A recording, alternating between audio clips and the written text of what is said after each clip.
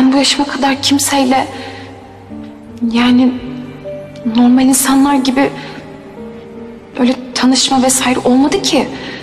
Değil evlilik, gerçek bir çift nasıl olunur onu bile bilmiyorum. Haklı.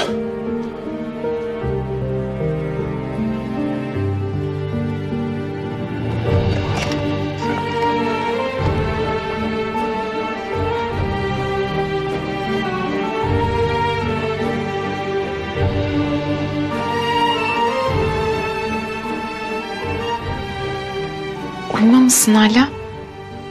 Ben yatmışsındır diye düşünmüştüm. Cevabını bekleyeceğim demiştim. Unuttun mu?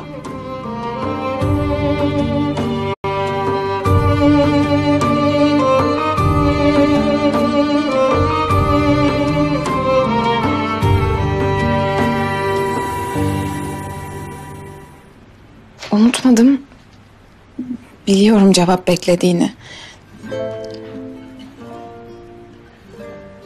Cevabını vermeden önce söylemem gereken bir iki şey var ama.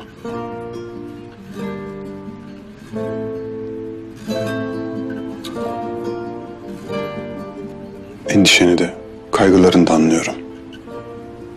Birdenbire evlendik biz. Her şey çok hızlı gelişti. Hiçbir şey olması gerektiği gibi yaşayamadık haliyle.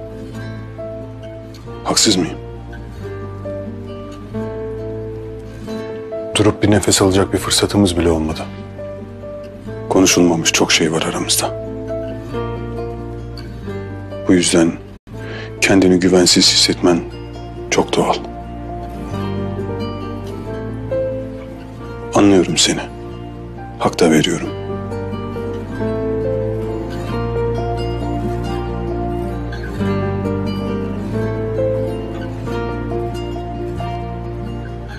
Ama ben tüm kaçırdıklarımızı bir bir tamamlamak istiyorum. Adım adım. Seninle.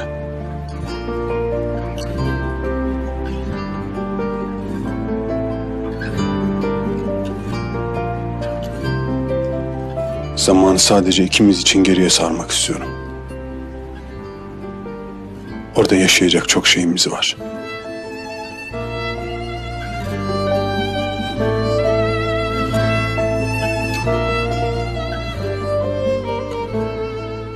İşte bu yüzden.